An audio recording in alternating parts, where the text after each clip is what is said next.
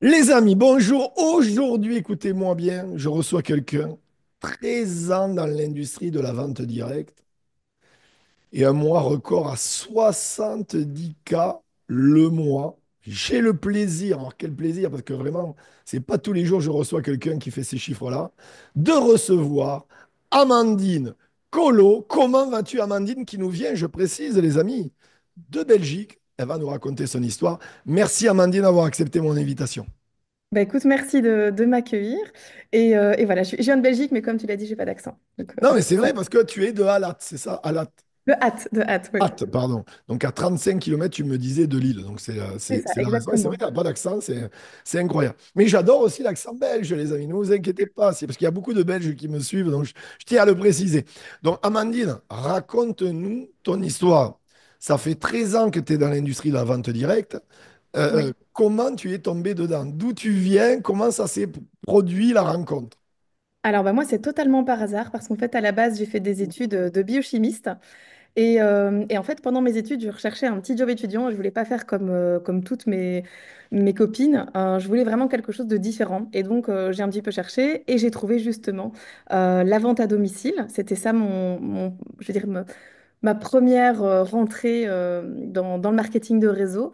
Donc j'ai commencé un produit belge qui s'appelle Mylène. Et c'est comme ça que j'ai démarré, tout simplement, petit à petit. Le but était de m'acheter une voiture pour pouvoir aller à l'école en voiture, parce que donc je faisais mes études de chimiste en niveau supérieur et je voulais pas que mes parents me conduisent tous les jours.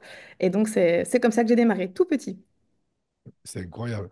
Et tu as eu ça a été vraiment la révélation quand tu découvres cette industrie.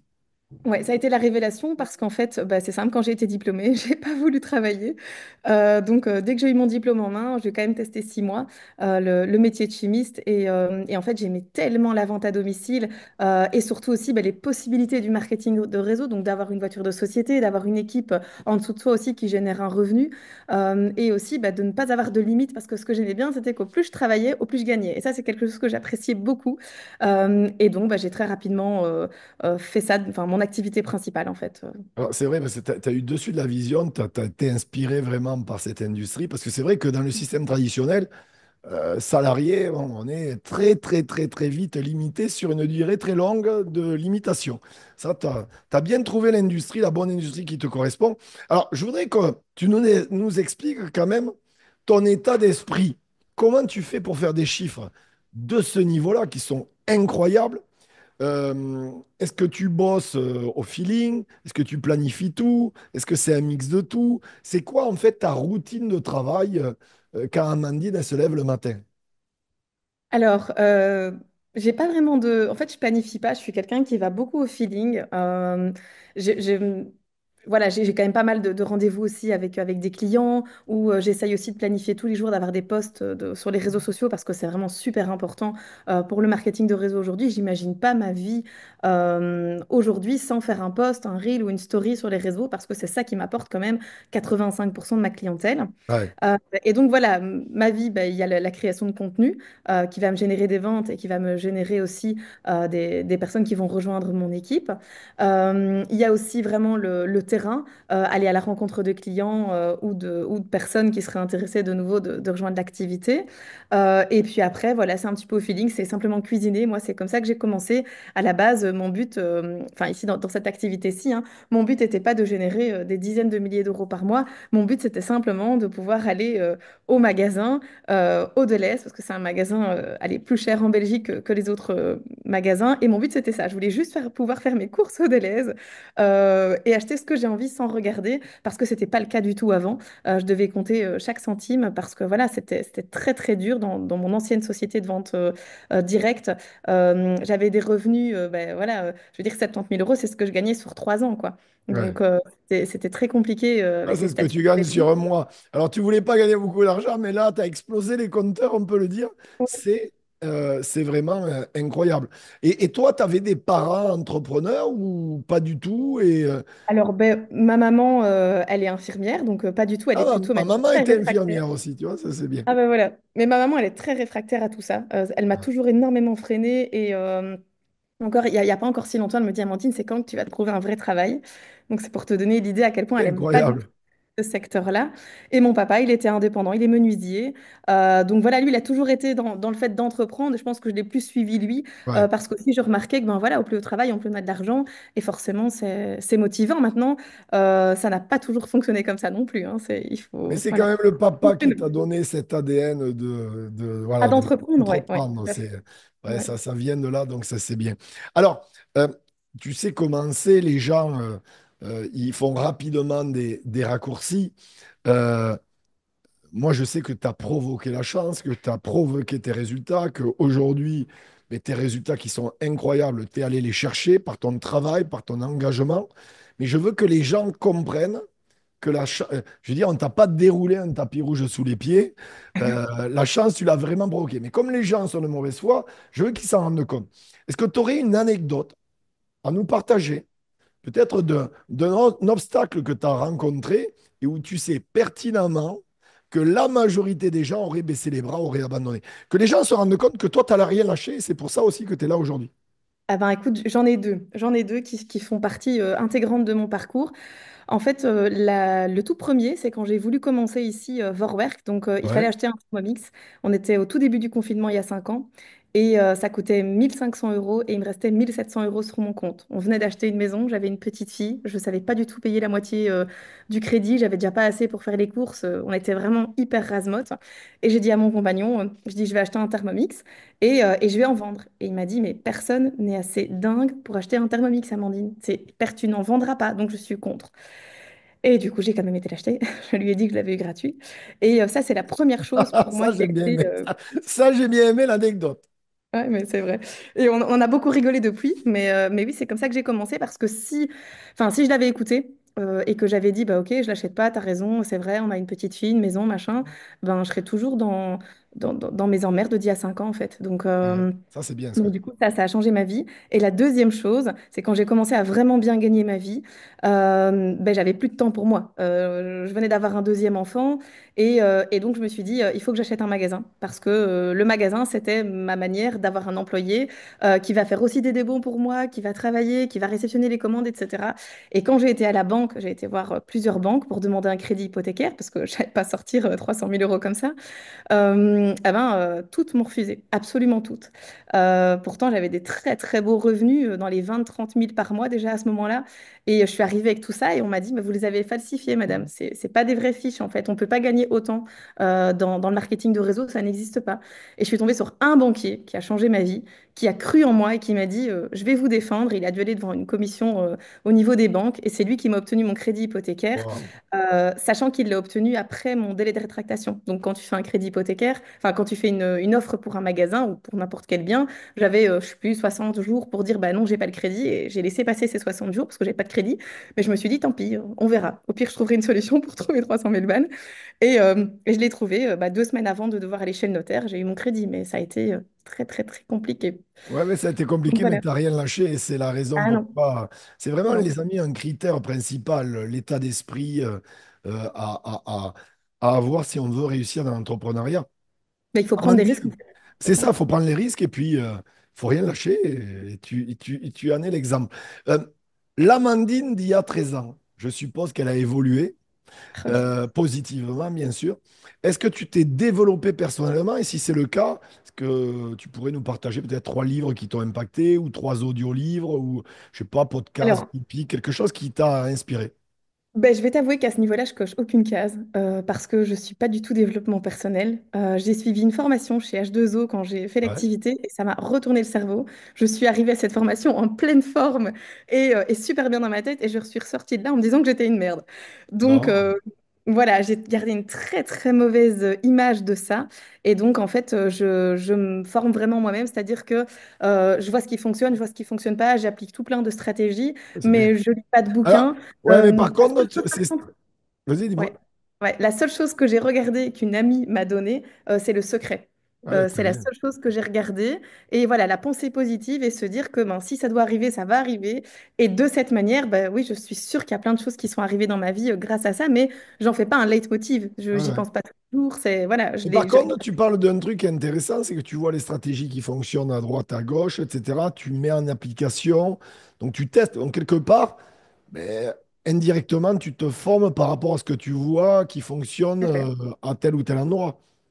Exact. Oui, alors ça, c'est vrai, enfin, ça reste du copier-coller Ouais, pour plein de choses, mais voilà, c'est vrai que je suis pas très, très lecture. On m'a offert un livre il y a pas longtemps, GoPro, de je ouais, des sais plus. rigoris, ouais, des rigoris. Ouais, je crois que j'ai lu les 10 premières pages et puis je me suis dit que c'était pas pour moi. Et c'est comme ça, on m'a aussi offert un autre avec un titre avec des moutons ou je sais plus quoi aussi dans le développement personnel. Et là, j'ai à peine lu la couverture. Ouais, c'est pas Voilà. ton truc là, la lecture. Et les audios, t'as testé ou pas? Non, non, j'ai pas, non. En fait, j'ai pas le temps parce que dès que je suis en voiture, je téléphone à Pierre-Paul Jacques. Donc, Ouais, tu es dans l'action, en fait. En fait, tu es voilà. dans l'action. Non, mais c'est ça. Ouais. Quand on est dans l'action.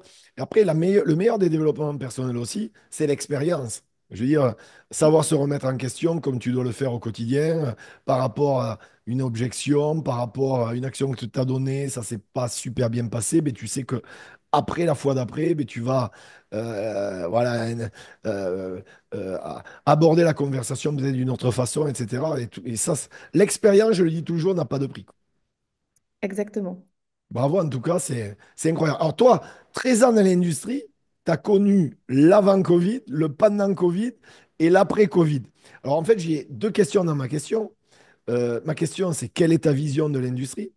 Et ma deuxième question, c'est quelle est ta vision de la place de la femme dans l'industrie? Parce que tu es une femme, je suis suivi par des milliers de femmes qui font partie de ma communauté. Pour moi, c'est un privilège de te recevoir aujourd'hui pour que tu puisses vraiment leur partager cette vision. Alors, ma vision de l'industrie, bah, moi, je t'avoue qu'elle est énormément féminine, en fait. Moi, j'ai l'impression que la femme est actuellement au cœur du réseau, en tout cas de mon côté. Maintenant, par contre, j'ai deux hommes dans mon équipe et c'est des performeurs parce que, voilà, les gens, ils aiment bien avoir des hommes et ils se disent que Bien si un sûr. homme se lance dans le marketing de réseau, c'est que c'est intéressant, c'est que c'est quelque chose qu'il faut faire. Et ça, je remarque aussi que les gens ont une vision un peu différente si c'est un homme qui présente la chose ou si c'est une femme, en se disant que les femmes, elles suivent de toute façon absolument tout ce qu'on leur présente ce qui n'est pas du tout le cas. Mais voilà, donc je pense que la femme, je pense que c'est majoritairement les personnes qui sont actuellement dans le MLM, Oui, c'est mais les hommes sont aussi 76 à 78% de femmes dans le monde. voilà. Mais je pense qu'actuellement, l'homme prend quand même une belle place et c'est pas mal. Et alors, ma vision de l'industrie, ben, moi, le Covid, ça a changé ma vie, quoi. Alors, Sans le Covid, j'en serais pas là aujourd'hui. Ah explique-moi ben, tout.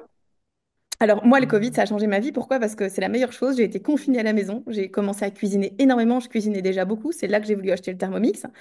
Et j'ai déballé mon Thermomix et j'ai découvert les réseaux sociaux plus ou moins. J'étais déjà un tout petit peu, mais Ouais, j'avais aucun abonné. J'ai déballé le Thermomix, j'ai fait une photo. Le soir même, je vendais mon premier appareil. Et puis, ben, en fait, voilà, ce qui a changé aussi ma vie, c'est que quand j'ai reçu mon Thermomix, j'avais besoin d'aide pour le mettre en route. Je ne savais pas comment ça fonctionnait. J'ai tapé Thermomix sur YouTube, il n'y avait rien. C'était le néant. Parce qu'avant ouais. le Covid, ils autorisaient pas les conseillers à être sur les réseaux sociaux.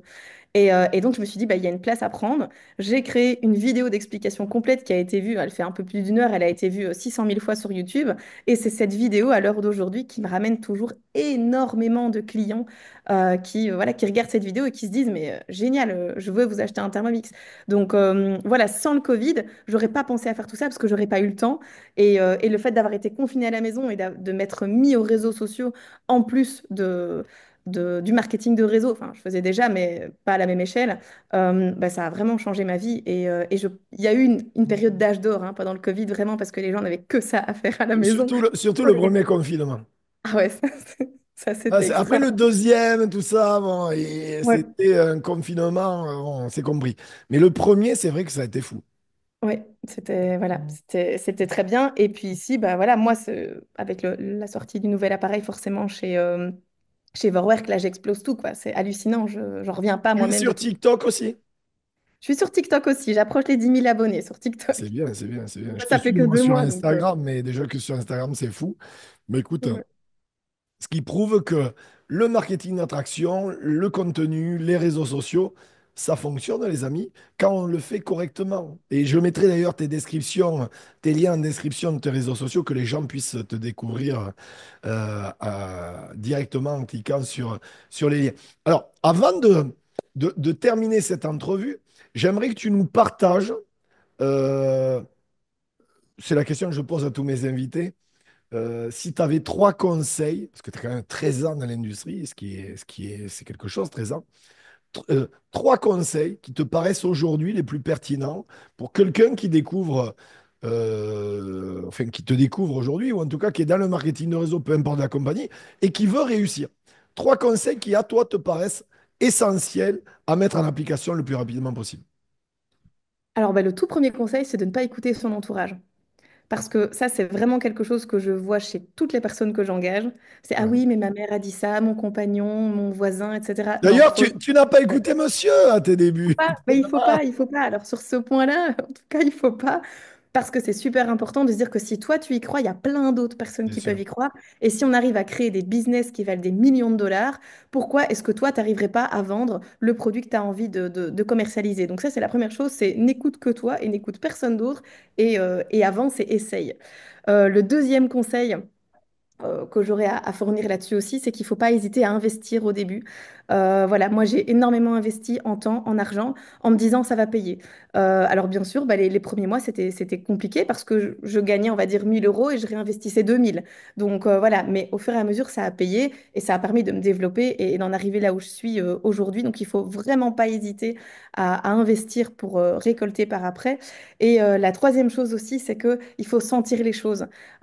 Si par exemple on a quelqu'un en face qu'on n'a pas forcément envie de recruter, qu'on se dit que ça pourrait créer un problème, ou une cliente à qui on n'a pas envie de vendre parce qu'elle risque d'aller parler à gauche à droite, c'est de s'écouter, ça c'est vraiment primordial. Moi maintenant, quand quelqu'un m'ennuie, eh bien c'est très simple, je le dirige vers quelqu'un d'autre parce que je préfère rater une vente que Bien sûr. d'avoir des avis négatifs, des gens qui sont peut-être suivis sur les réseaux par 50, 60, 100 000 personnes et qui vont aller me faire un avis négatif qui va bousiller toute ma com. Voilà, donc c'est vraiment quelque chose d'important, c'est de choisir aussi sa clientèle. Et quand on choisit, on a beaucoup plus de gens qui viennent parce que le fait de sélectionner et que les gens se sentent privilégiés et se disent, waouh, elle a accepté que je Ah, sois bien sa sûr. cliente.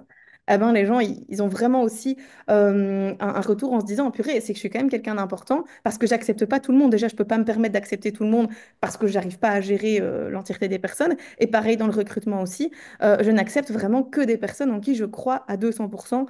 Sinon, bah voilà, je préfère qu'elles aillent ailleurs et peut-être que nos chemins ne sont pas faits pour qu'on Travailler ensemble, bien ne sûr. coupe se croise. Voilà.